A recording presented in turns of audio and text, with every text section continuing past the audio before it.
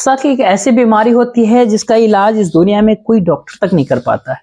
और कोई भी इंसान अगर इस शक के घेरे में पड़ जाता है तो फिर वो इतनी आसानी से उससे बाहर भी नहीं निकल पाता है। आज की जो कहानी आपको हम बताने वाले हैं, ठीक इसमें भी कुछ ऐसा ही होता है, जिसके कारण से तीन तीन लोग हमेशा के लिए इस दुनिया को छोड़ करके चले जाते हैं। नमस्कार, मेरा नाम जितेंद्र कुमार, आप देख रहे हैं स्टडी सफर तक। आपसे अपील रहेगी कि आप वीडियो को लाइक और चैनल को सब्सक्राइब जरूर कीजिएगा। साथियों, आज की जो सच्ची घटना मैं आपको बताने वाला हूं, दरअसल ये घटना होता है पंजाब प्रदेश का। पंजाब का एक शहर पड़ता है जालंधर, और इसी जालंधर का एक थाना लगता है लमरा। और लमरा थाने के अंतर्गत एक इलाका पड़ता है टावर इनक्लेव, और इसी टावर इनक्लेव का रहने वाला जगवीर सिंह होता है। जगवीर सिंह की पत्नी का नाम होता है अमृतपाल कौर। जगवीर सिंह के टोटल दो बेटे हैं, जिसमें बड़ा बेटा गगनदीप होता है और छोटा बेटा हरप्रीत सिंह होता है। अब हरप्रीत, जिसकी उम्र होती है करीब करीब 30 वर्ष, जो कि ऑलरेडी पहले से शादीशुदा होता है। हरप्रीत की पत्नी का नाम होता है मोनिका।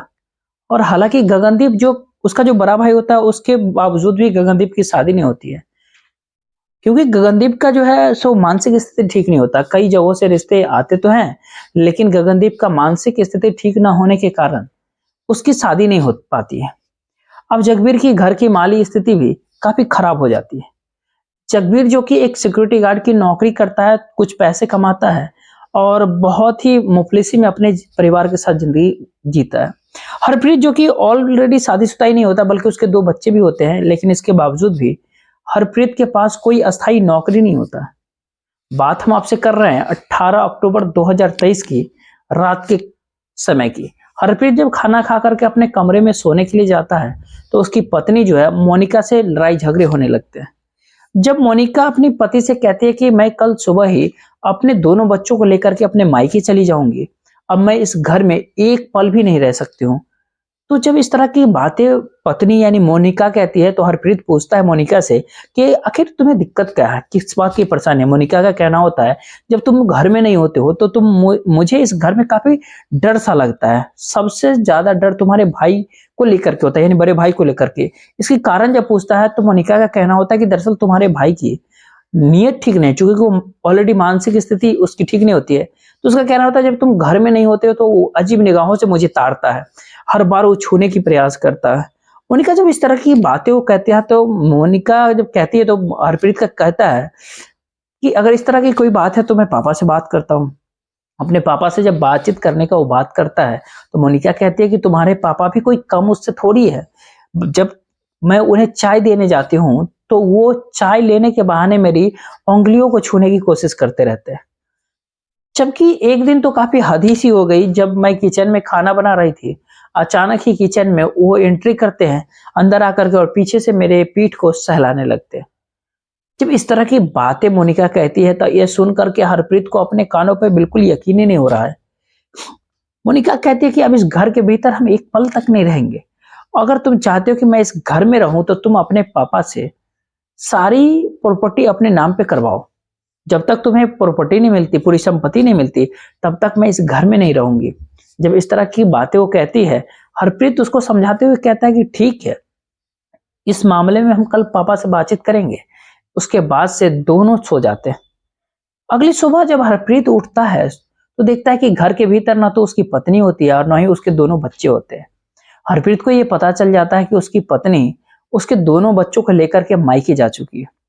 अब सुबह का समय होता है, हरप्रीत का काफी मूड खराब हो जाता है। वो नाश्ता तक नहीं करता है और घर से बाहर निकल जाता है, और करीब दोपहर के समय वो अपने घर के भीतर फिर वापस लौटता है। लेकिन जब हरप्रीत दोपहर के समय जब घर लौटता है, काफी नशे में होता है और सीधे जाकर के अपने पापा से वो बातचीत करता है। पापा को कहता है, जितनी भी संपत्ति है, जितनी भी प्रॉपर्टी है, सब का सब मेरे नाम पे आप कर दो, क्योंकि जब प्रॉपर्टी मेरे नाम पे होगी, तो उस प्रॉपर्टी से मैं कुछ बेच करके एक नया बिजनेस करना चाहूंगा। प्रॉपर्टी जब अपने नाम कराने की बात वो करता है, जगवीर उसको साफ साफ एक ही बात कहता है कि ये प्रॉपर्टी मैं अपने जीते जी कभी तुम्हारे नाम नहीं करूंगा। इसी बात को लेकर के हरप्रीत और उसके पिताजी के बीच काफी ज्यादा बहस होने लगती है। जैसे ही बहस होता है, वहां पर हरप्रीत की माँ भी आ जाती है। अब हरप्रीत अपनी माँ से भी वही बात दोहराता है कि पूरी संपत्ति मेरे नाम कर दो। उसकी माँ कहती है कि संपत्ति तुम्हारे नाम कर पे किसी भी कीमत पे नहीं करेंगे, क्योंकि अगर एक बार हमने सारी संपत्ति अगर तुम्हारे नाम पे कर दिया तो हम घर से बेदखल हो जाएंगे। हरप्रीत की माँ भी संपत्ति उसके नाम पे करने के लिए बिल्कुल तैयार नहीं होती है। दोनों जब संपत्ति देने से साफ इनकार करते हैं, अब हरप्रीत का अपना परिवार उसके नजरों में उजरते हुए दिखाई देता है। दरअसल इधर मोनिका ने हरप्रीत के दिमाग में पहले ही शक पैदा कर दिया था। अब इसी शक के वजह से हरप्रीत इस तरह से गुस्से में आ जाता है कि अपने ही घर के भीतर रखा हुआ एक लाइसेंसी बंदूक को उठा करके लाता है और अपने पिताजी के ऊपर तान करके खड़ा हो जाता है। कहता है कि अगर तुमने सारी प्रॉपर्टी मेरे नाम नहीं किया तो मैं अभी के अभी तुम्हें गोली मार देंगे। अब गोली मारने की जैसे धमकी देता है, बात करता है, तो उसकी माँ भी सामने डट कर खड़े हो जाती है। कहती है कि तुम्हें अगर जो कुछ भी करना है कर लो, लेकिन संपत्ति तुम्हारे नाम किसी भी कीमत पे नहीं करेंगे। जैसे उसकी माँ इस तरह की फाइनल फैसला देती है, हरप्रीत बंदूक का ट्रिगर दबाता है और जो गोली जो है हरप्रीत के माँ को जा करके लग जाती है, जिसके कारण उसकी माँ वहीं पे गंभीर अवस्था में गिर पड़ती है। जैसे इधर जगबीर इससे पहले कुछ समझ पाता, सोच पाता, हरप्रीत दूसरी गोली अपने पिता के ऊपर चला देता है, जिसके कारण जगबीर भी काफी गंभीर अवस्था में वहीं पे ढेर हो जाता है। अब दो दो गोलियां चलने की आवाज जब उसका बड़ा भाई सुनता है, गगनदीप को सुनाई देता है, वह भी भागते दौड़ते उस कमरे में पहुंच जाता है। जब कमरे में पहुंचता है, अपनी माँ और पिता को इस अवस्था में देखता है, वो हरप्रीत से लड़ जाता है और हरप्रीत फिर से उस बंदूक के भीतर एक गोलियां लोड करता है और अपने भाई गगनदीप के ऊपर भी चला देता है। अब जिसके कारण क्या, तीरों के वहीं पे मौत हो जाती है घटनास्थल पे।